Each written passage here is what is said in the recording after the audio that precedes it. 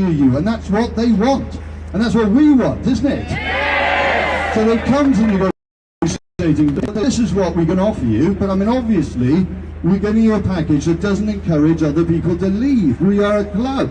We've got, we've got a single market. We know this is what you're going to get, but people need to have their eyes open when they take the plunge, not their eyes blindfolded and pushed off the edge by Theresa May, who's sitting grumly over there.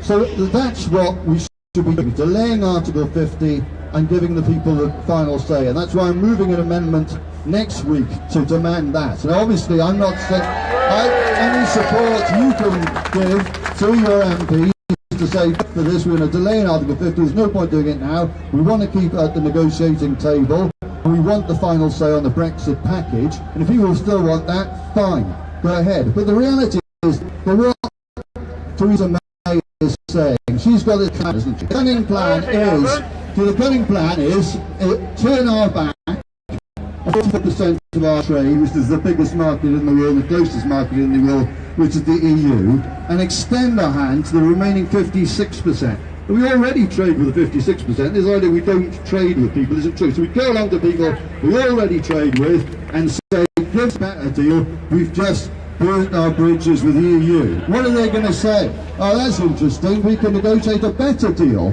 than you would have had with the EU because you're so weak and desperate, and this is what you're getting.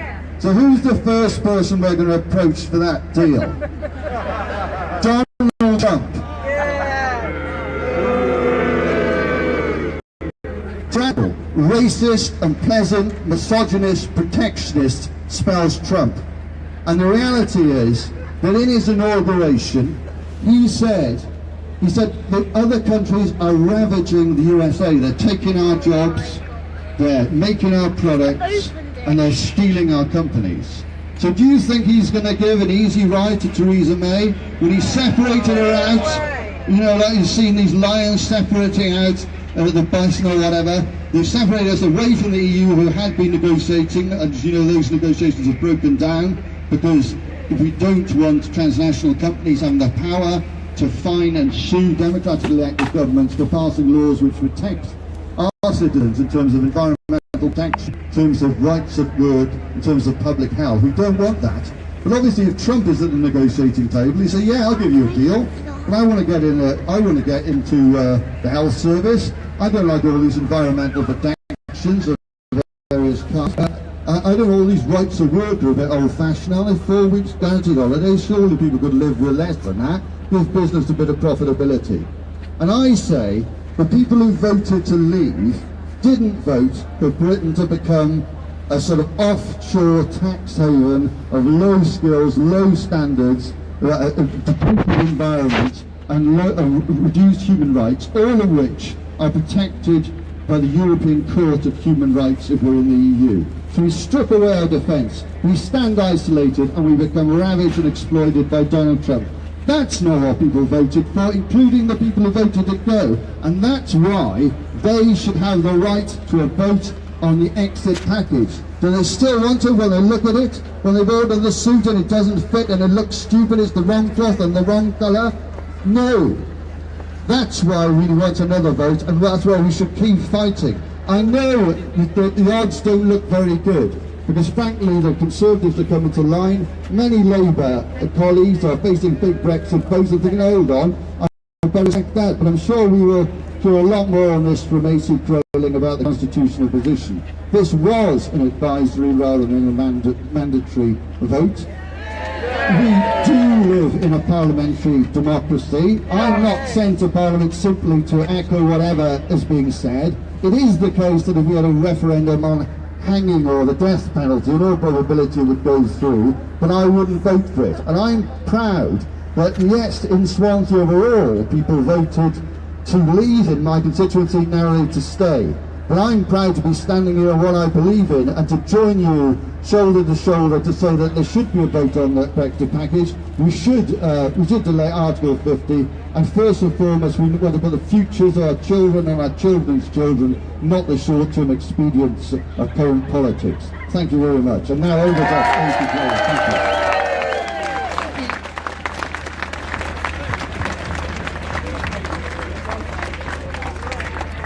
Okay, the speaker's not not working.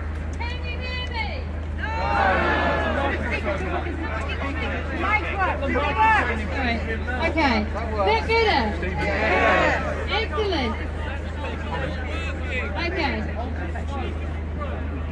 I am pleased to introduce Dr. Hazel Daw, convener of the Green Party's Europe group for England and Wales, and she's also a lecturer in European law and the chair of the Oxfordshire Green Party's Europe campaign.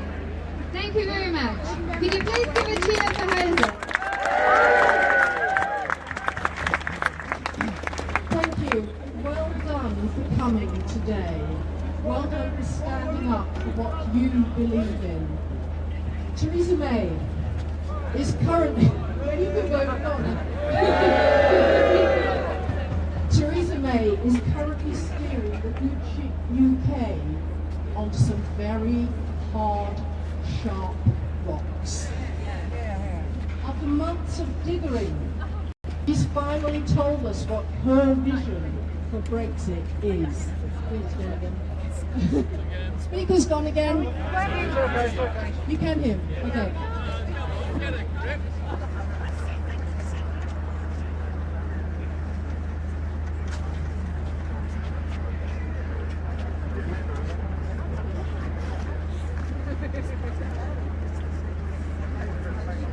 Yeah.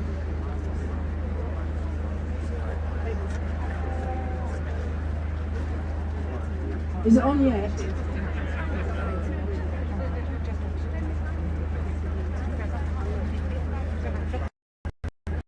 What's the technician in the audience?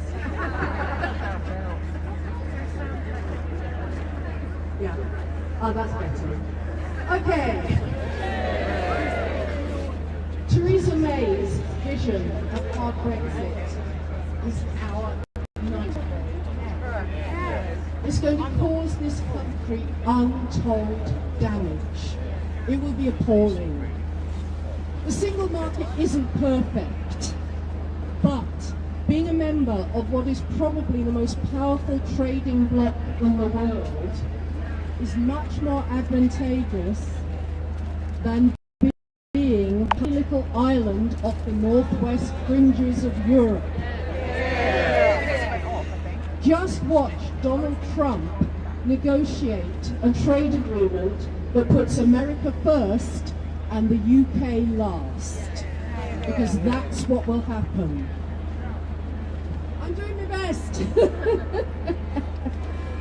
Okay, the referendum has created painful divisions in communities and in families.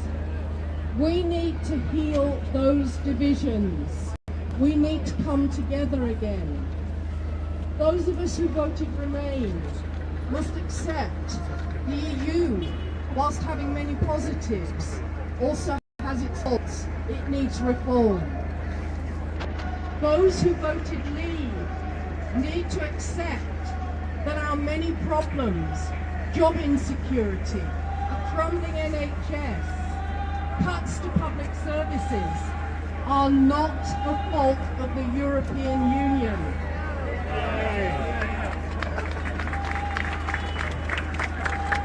They are the result of failed government policies of austerity.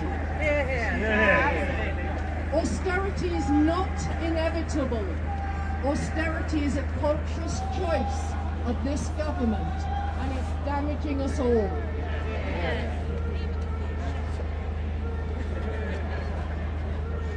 It's not the fault of immigrants.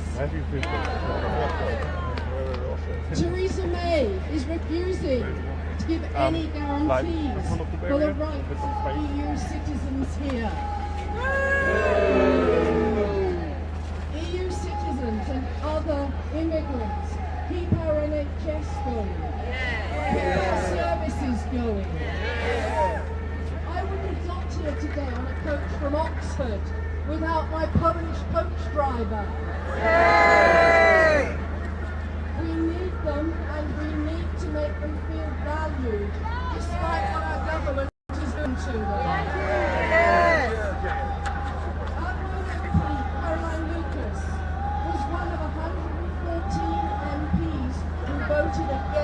Brexit bill.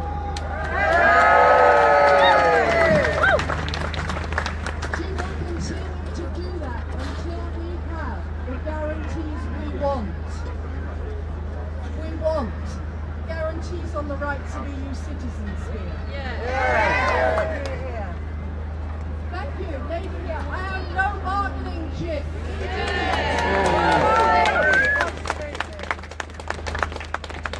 We want guarantees on workers' protection, environmental protection, consumer protection, and we want a ratification referendum.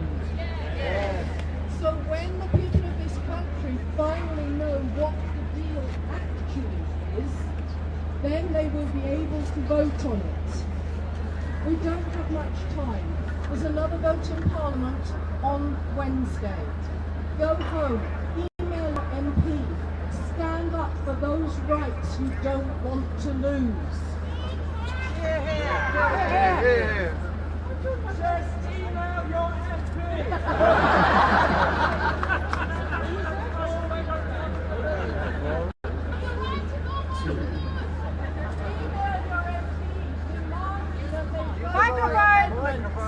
That they vote for amendments to protect workers' rights, to protect consumer rights, and to protect the NHS and the environment, everything you hold dear. We deserve that protection. What we don't deserve is to be abandoned by our government. Thank you.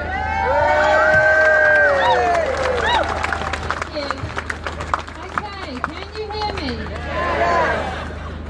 Right, great. So, I'm delighted to introduce, thank you, I'm delighted to introduce Baroness Sarah Ludford, who is the Liberal Democrats European spokesperson on Europe. As a former MEP, Sarah took a leading role in the formulation of EU civil liberties law and law and crime and data protection. And she is also, she has a master's in European studies, a trained barrister, and I would consider her an expert on this. Please give a big cheer.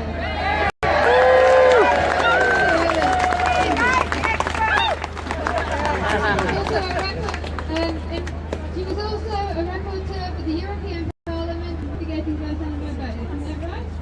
Thank you very much. I very much hope to make myself heard, but one speaker apparently isn't working. Anyway, yes, I mean apparently we're going back. Microphone closer. You know that. Okay, right. It's like Theresa May and Trump, isn't it? Holding closer. Touching by the hand.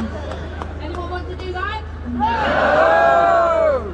Well, I don't know how many of you had the chance to read this white paper that had on Thursday.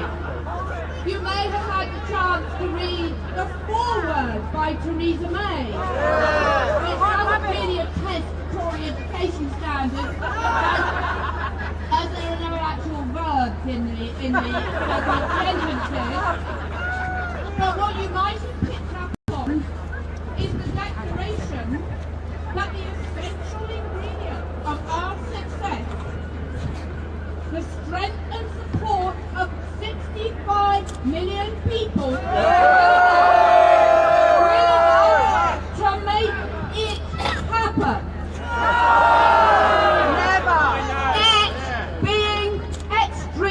Brexit. Because after all the division and discord, the country is coming together. Do you feel part of a national consensus on extreme Brexit? I thought not. I have suggested that Theresa May should be one of the people nominated for an Oscar for La La Land. Not least because the white paper maintains, as part of the justification for coming out of EU regulation, is that Brits enjoy 14 weeks paid holiday. If you don't, I think you should sue your employer.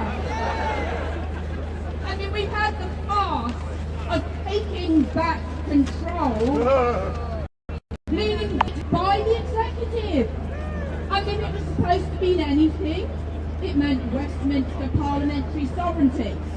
And yet Theresa May wasted 6 months and loads of your money in fighting and litigating through the courts, which then of course got dumped on by the Tory press, to resist parliamentary control of the Brexit process. Hypocrite!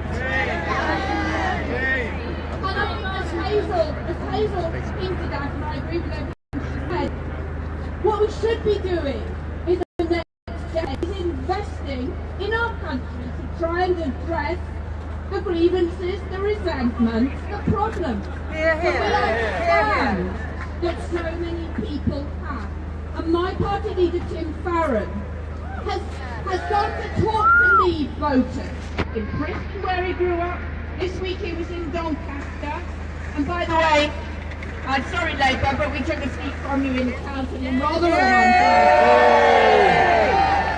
I think even Leave voters are respecting a party that is clear where it stands.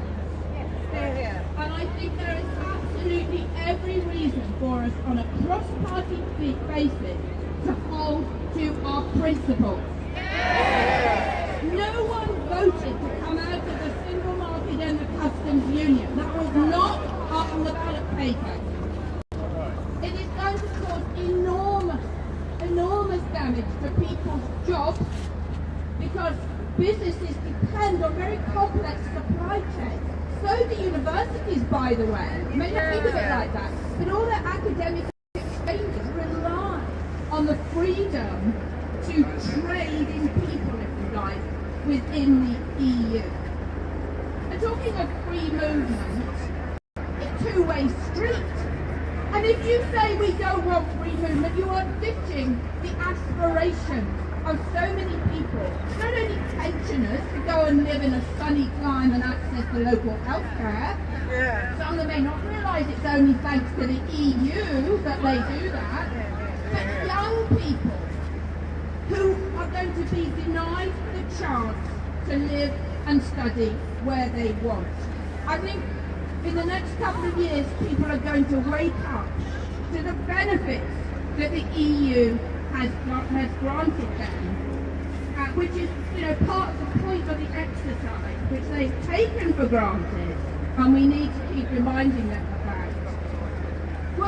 For me, and Anna hinted at some of the work I've done as an MEP, which is on civil liberties, but it's about security and fighting crime and terrorism together.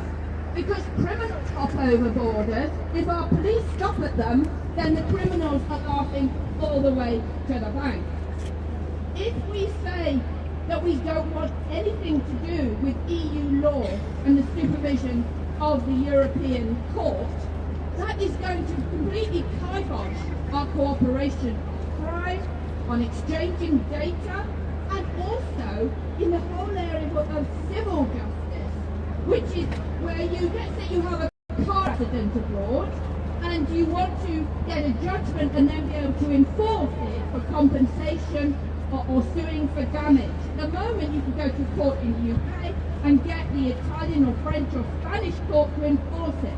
Well, you can kiss goodbye to that in the future if we're not part of EU so-called mutual recognition arrangements. Okay, it sounds like jargon, but what in reality it is benefits to people in their daily lives. The other thing promised by Theresa May is we're going to have a stronger, fairer Britain. So she goes off and holds hands with Trump. This idea that we free ourselves, if we can't cooperate with our closest neighbours in Europe, that somehow we can sail the high seas and be, it's bringing back the 19th century, obviously, and that's what a lot of people want, But, closest neighbours, how can you be effective in the world? It's through the EU that we are most effective in the world. Whether it's on security, whether it's on trade, whether it's on climate change, on addressing conflict and upholding human rights throughout the world. And as for that trade agreement, as Hazel said, anyone for bleached chicken? Because that's what yes, we could get a trade agreement with the US tomorrow. But you know, those who had problems with TTIP, you ain't seen nothing yet. Hormone-treated beef, bleached chicken, yes, we could have a trade agreement tomorrow if we were willing to junk all our standards and allow all that rubbish in. So what Liberal Democrats are insisting on, and people across party boundaries and none are saying, give the people the final say on Brexit. As that post If we believe in democracy, we believe in the people's right to have their say, the final say on whether they accept any deal negotiated by Theresa May or whether they want to stay in the EU with all the advantages, the occasional thing we have to put up with, that we already have. So there is everything to fight for. Thank you so much for coming. Thanks for inviting me today. Keep up your strength.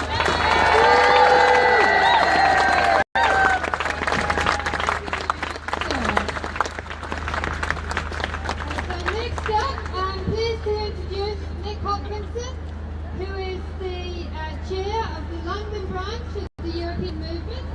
He's been campaigning to stay in the EU and he's taken a good look at our trade prospects. And he's in agreement with the other speakers. They are much stronger where we are. Please clap for Nick Hopkinson. Well, thank you very much. It's a great pleasure to be here. Thanks to Poland, Anna, Britain and Europe Students for Europe.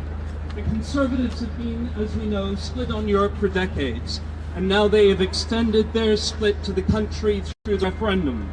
I would rather have a united kingdom than a governing party leading us into a Brexit shambles. Brexiters argue that the British people have decided, yet there is no consensus on Brexit and what it means. The British people have made a decision in the 1975 referendum, and by then by a far larger majority to remain. With the narrow majority last June, there is no settled will of the British people as to how we wish to associate with our European neighbours and our largest export market. Given the losers, the 1975 referendum did not stop trying to reverse that decision. Why should Remainers be asked to stand down now? We are patriots too. Democracy is much more than 1 or 2 votes. We have institutional checks and balances, such as Parliament, an expert civil service, an independent judiciary, an independent media. Our curse is that our media is sadly dominated by non-dom billionaire owners. There is no finality in any democracy. When a political party loses an election, the opposition does not stop arguing for what we believe in. The unelected Prime Minister over there, speaking outside of Parliament, proposed what she knows to be a half-baked sketch of Brexit, which is bad for Britain. The White Paper, as we said, is not a plan either. It's a wish list of desired outcomes. The Prime Minister says she wants a good deal with the EU. Well, Mrs. May, any deal you do or don't conclude will not be good enough. Brexiters perpetuate a misleading, if not self-delusional narrative on the economy and particularly trade. It is true the sky has not fallen in on the economy, yet. However, the past is now no guide to future performance. The past 7 months is a short time frame and shows we are still benefiting from being part of the EU single market.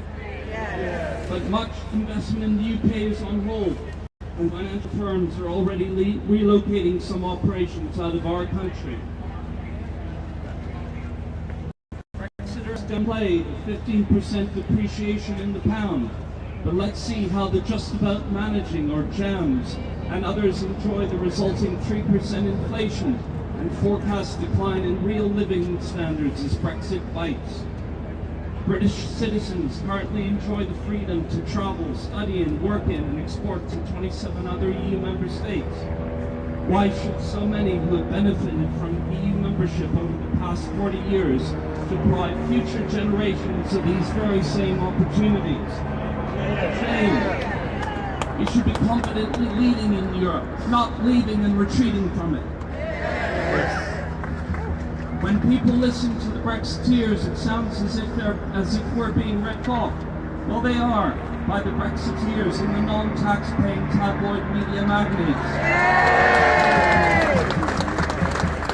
They tell us we should be free, in part because we can conclude free trade deals ourselves. Well, as we've said, Britain has a greater voice in negotiations when we are part of a larger bloc. The UK will not have the upper hand in trade negotiations with the EU. We only have 2% of world GDP compared to the EU's 22% without us.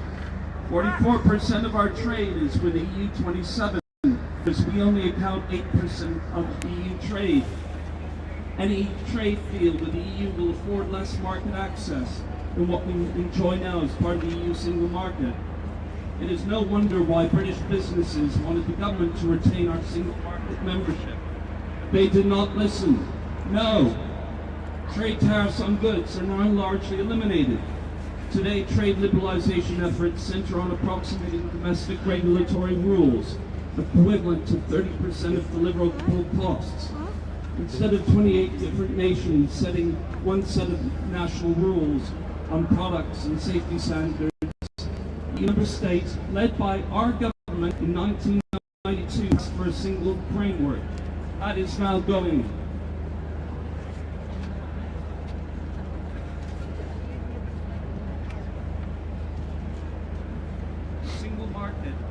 The single market has made it easier and cheaper for our firms to export than more than half a billion affluent consumers. The same supposedly onerous EU regulations have not held back Germany's successful export market or even our own. Outside the single market, we should be less able to shape those rules which many of our exporters will still have to abide by. When we voted to leave, we voted to lose control. It is astonishing that any country would want to turn its back on its major export market. If the UK were a business, not a country run by ideological EU phobes, we wouldn't be turning our backs on half our customers. Outside the single market, supply chains will be disrupted. Leaving also creates considerable uncertainty. As Boris Johnson argued in the Daily Telegraph last year, leaving would mean embroiling the government for several years in a fiddly process of negotiating new arrangements, thus diverting energy from the real problems of this country. Has this government done anything for the NHS? No. Has the government done anything for affordable housing? No. Are we against Brexit? Yes! I will conclude. It appears the government is going to trash our economy on the altar of reducing immigration. Leaving the EU will not stop half of the migrants who come from outside the EU. Brexit Britain's economy and aging population will still need immigration. EU professionals and others are particularly needed to work in services, the NHS, construction, and in our countryside. We need foreign students to create employment up and down this country. Universities is one of our great export industries. Brexiteers admit leaving the EU will not reduce overall immigration substantially. So what's the point of making the United Kingdom poorer for the sake of 10% fewer immigrants a year? Rubbish, isn't it? Absolute pure rubbish. Brexiters say they want their country back, and they will take it back. We Remainers want to take our country forward.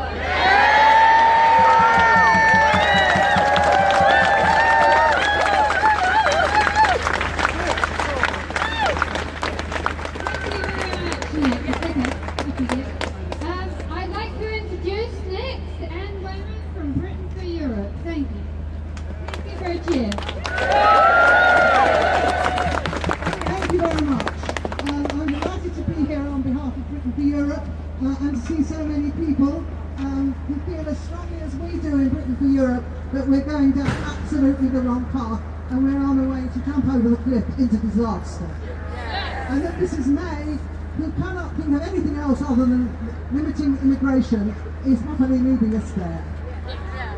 Now, in Britain for Europe, we believe that until we've actually left the EU, it's worth every moment of our time to campaign to remain. We haven't left until we've actually left, and who knows what else can happen. We've seen the government overthrown in the courts over the question of being able to trigger Article 50 without the consent of Parliament. We know there are going to be cases brought about the position on whether we can revoke Article 50 or not, and we have to know that the clause actually says Article 50 announces an intention to leave. And then there's a process. It doesn't say what you can do if you don't want to leave, and it doesn't say you can't withdraw it. And finally, as we know in the EU, everything is a political decision at the end of the day, and if we get to that stage and the other 27 we agree that we want to stay, then we will stay. But we are in a slippery state and we have to campaign hard against it. Now I am one of the people who's over 65 in this country. But I didn't vote to leave, I voted to remain. One of the things that was said to me by other people of my age, and many of them were younger, I don't know where they got it from, that Britain was great and will be great again. And I do not remember that in the 70s we had to go to the IMF, cap in hand, to borrow money because we were called the poor man of Europe. No equality at the time. And so we, in the EU, it has brought us prosperity, it has brought us peace, it has brought us great benefits in culture, in our attitude to human rights. We do not want to lose that. We do not want to go back to being the poor man of Europe. So let's fight on, and all of you do join Britain for Europe, and let us all fight together.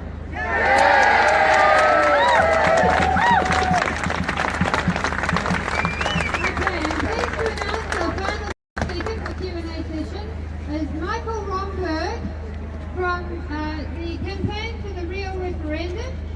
Michael is a former civil servant from HM Treasury and Home Office. Please give him a cheer. I recommend all of you for still snaking it out on a February day. It just proves Remain means remain. And why is Remain so important? I remember my parents telling me about how World War II had messed up their lives. I grew up in Berlin, so I know what happens when you build a wall. I've travelled in Europe, I've seen how Poland and Hungary, how Spain and Portugal have made much of their freedom with the help of the EU. I don't understand the single market. I mean, of course the economy is important, I work in the Treasury, but it's not the whole point.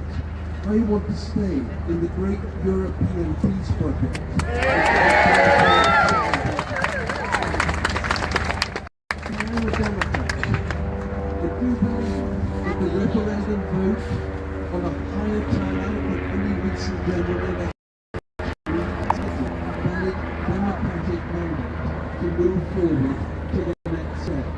But no one goes from idea to implementation without a project review.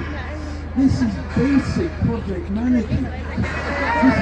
This is basic good government. In June, Leave had no plan. Every single Leave voter could decide for themselves what Brexit meant. So June was a vote on a dream, on an idea. Somebody voted for Brexit, meaning, chocolate every day. I go to it. A decision in principle does not mean that you have to agree with whatever plan somebody later puts up. You can only make a valid democratic decision, a valid final decision to implement a program when you have a plan, its costs and benefits and risks that can be assessed. We could have a real referendum. Now, Theresa May has told us there'll be a parliamentary vote. And the two options, she says, will be Brexit on the agreed terms or Brexit on no terms. Keir Starmer has told us there'll be a parliamentary vote and he has his vote. And the two options will be Brexit on the agreed terms or go back and try and get some better terms. This isn't going to work. It's nonsense to think that the only choice we have to leave and the only thing that remains is the terms to be discussed. It's as though a group of us agreed to go to the cinema and decide what film to see when we got there. And when we get there, actually we don't want to see any of the films. So we say, okay, we'll go to a restaurant, we'll have a meal together, that'll be fun. Theresa May, however, is in the lobby. She comes up to us and says, you can't do that, you've already decided you're going to see a film, you have to see a film. Never. It doesn't make any sense. And it doesn't make any more sense what Jeremy Corbyn and Keir Starmer said to us either. To stop Brexit does need a democratic decision. And once the Article 50 notification has gone in, sadly, that's what I'm expecting, there are only three possibilities. We can have a general election, we can remain government. But we don't have single issue elections. If you want a single issue decision, it's a referendum. We could have a parliamentary vote on the terms. But will that work? Will MPs still feel bound by the June decision when they come to consider the terms in November 2018? Whichever side loses the parliamentary vote will not feel that they have had every chance to put their case. The third option is a referendum on the terms, and that is the simple answer. We lost the referendum, we have to win the referendum. So what can you do to get a referendum? Well, it needs an act of parliament. There is still time. The votes are Monday, Tuesday, Wednesday in committee stage. Email your MP and get them to vote for an amendment to the referendum. And if you want some entertainment to enjoy yourself, there is a video on YouTube starring a most distinguished actor and part-time MP. It's called Final Say, and it puts pace better than I ever could. And we keep on trying. I think it's unlikely that the vote will go our way in the event there's we should try. If that doesn't work, there's another bit of Brexit legislation coming up in the summer. We try then. If that doesn't work, we try again. There'll be more legislation. We're not the quitters. Leave are. Let's get strategic, because it is not enough to win the referendum. We need to do at least as well as we did in 1975 if we're going to settle the question and heal the country. Theresa May was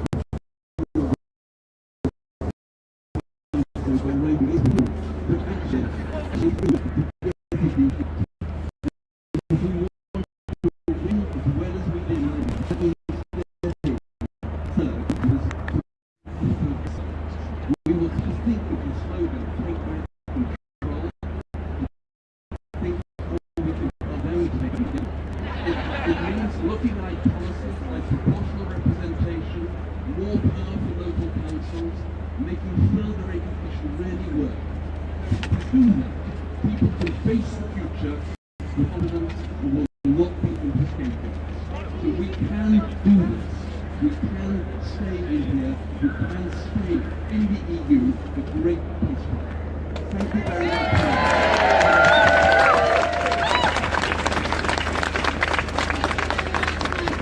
Okay, in a moment we're going to have a question and answer session where you probably need to put your hands up if you have a question. Can I please ask the speakers in the next minute or two to walk towards the stage and stand next to it? However, we have costs of today, and everything left over will go towards the march on the 25th. And speaking of the march on the 25th, my fellow organiser Colin Gordon would like to say a few words.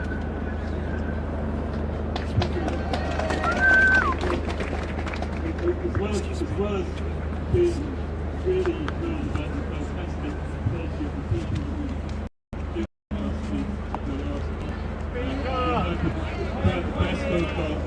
the best of discourse coming from both houses of Parliament that's currently going on. What I want to just mention is two things. A friendly welcome to all the groups from around London and around the country who are represented here, who are fighting, organising locally, changing minds, having stores on the street, meeting people, meetings, doing educational work. Greetings, welcome, and we look forward to working with all of you. The group that Anne represents, Richmond for Europe, serves over 60 local groups, and that's by no means the whole of the picture at the moment. So there's a huge groundswell of those people, and we welcome warmly everyone who made it here on this run during those days. That's the first thing to say. The second thing was to say that there's two people, one who was here earlier and one who I don't think has been nominated here right now. The first one was Anthony AC Grayling, and we just want to show our express appreciation for the leadership he's providing intellectually and morally, writing in the new European alternative elsewhere.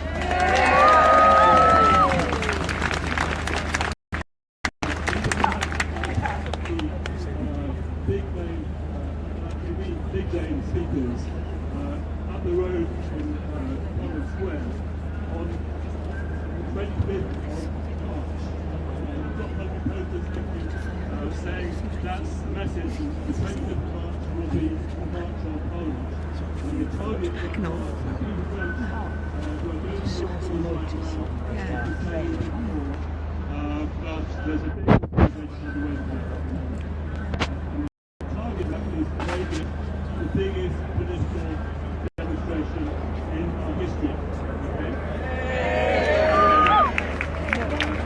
There are various estimates on what the record is. According to our friends from the police, in fact, for that today, the biggest today is 750,000 for Iraq in the early part of this century. He's just going to go for 750,000 plus on the street that day. And there's the organisation place to put that. And we call on all of you to put the screen. We need a massive, massive conversation. One that will change the mind of the nation, show the mind of the nation has changed, and make history by doing that.